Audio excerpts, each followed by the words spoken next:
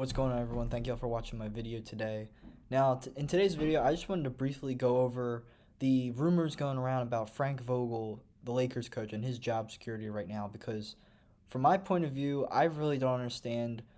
Not necessarily the fact they would fire him, because the Lakers really do need a scapegoat for this situation. But there seems to be a general consensus that he should be getting fired. And I saw Stephen A. was talking about First Take. You can kind of tell this story's getting big when they've got Stephen A. talking about it on his show.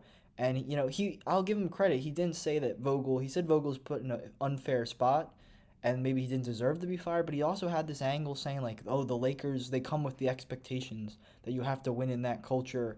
They're a winning culture." Blah blah blah. Like, yes, that's true. They have a winning tradition. But at the end of the day, if you have a broken roster, and especially a roster that is not catered to what Frank Vogel is good at, he's not going to be able to succeed as the coach. When you look at Frank Vogel's biggest success stories in his coaching career, it was his Indiana teams, which were hard-nosed, defensive-minded teams centered around one star in Paul George, who was able to carry the offensive load. And you had guys like Roy Hibbert, who, granted, in this modern NBA would obviously not be playable, but back then, a defensive anchor like Roy Hibbert. You had Lance and George Hill, man in the defensive backcourt. They were fantastic. He goes to Orlando. Not only do they have a poorly constructed roster, they have a bad roster. Like, the players weren't even that good. And, he got ran out of town because Rob Hennigan messed everything up and signed five centers. Frank Vogel couldn't do anything with that team, especially in the modern NBA. So he took a year off. Lakers hired him, and they built the team. Of course, LeBron James amplified the style he had in Indiana because it was basically his Indiana style, but with LeBron James and Anthony Davis added onto it. Anthony Davis was kind of like a billion times better version of Roy Hibbert, and then you just plop LeBron on that team. But the guys like Danny Green and Avery Bradley before he took like bowed out because of COVID, but he was in the regular season a big part of that team. Dwight Howard as a rim protector off the bench. Rondo was a really valuable defender and creator come playoff time. That team just had the right skill set for what Frank Vogel wanted to do. And last year, maybe not. It was the fit was a little worse, but he could still make it work. But there was a lot of injuries, as we know, to both LeBron and Davis and other players throughout the year that wound up seeing the Lakers lose in the first round. But this roster is just there's not one person you trust on defense besides Anthony Davis occasionally, and even then, he's had issues with major centers like Embiid and Jokic when the time comes to play those guys. But when you look at this roster, it's a bunch of Wayne Ellingtons and Malik Monk and old man Carmelo Anthony, and not that these guys are having bad seasons per se. All those guys are shooting the lights out this year for the most part. I mean, even Wayne Ellington off the bench has been efficient 40% three-point shooter. But the problem is this is their whole team. They have three stars who don't fit well together. You got LeBron and Westbrook who can't coincide when it comes down to the final quarter when they're all healthy. LeBron was out, and that allowed Westbrook to get his style of play back in because he didn't have to share the load with LeBron. But LeBron's gonna have the ball in his hands, and Westbrook is a terrible off-ball player. He has been for his whole career. It just so happens that most of the time he's been on a team that allows him to have the ball in his hands almost all the time. That is no longer the case when you're playing with one of the greatest players of all time. Um, and when you look at the rest of the team, there's not one guy who can step up and make a stop because Westbrook's a bad defender. LeBron, he's going to take nights off effort wise. They're hoping Nunn and THT. Nunn hasn't played yet. He's still injured. Maybe they were hoping they could be the perimeter defenders on this team, but that's a lot of trust in guys who have not proven it at a substantial level to that degree. And even guys like DeAndre Jordan, he's started at center.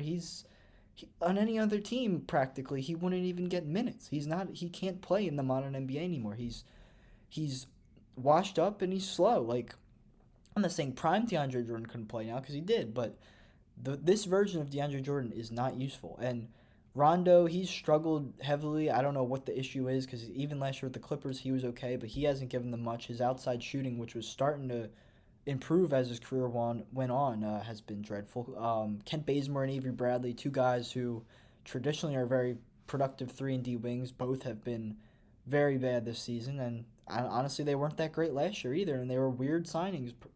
Like, when you think about it, if the Lakers thought Avery Bradley started a lot of games for this Lakers team, if they thought he still had enough in the tank to give them a spark. Now, like I said earlier, it's fair that maybe they brought him back because he was on the previous team that won the title, but that was, over a year ago, and since then he hasn't produced in any situation whatsoever. So at the end of the day, this Lakers team is a mess. I mean, this isn't news. Like everybody knows this, but the fact that Frank Vogel is probably going to be the scapegoat of this is just ridiculous.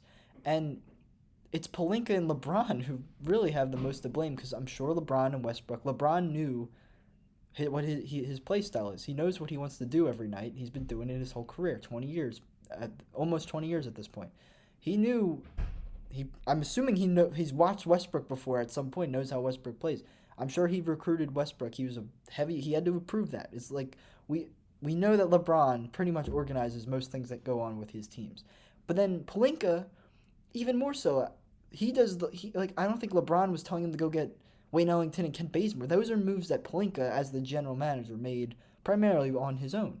And he just didn't have the foresight to sign one productive wing defender who could help this team out, that could play. I guess Trevor Ariza, he hasn't played yet either due to injury, but that version of Trevor Ariza who could really help your defense as a productive starter, that's 4 years ago. Like he hasn't produced at a meaningful level in a long time, probably since his Houston days, if we're being honest.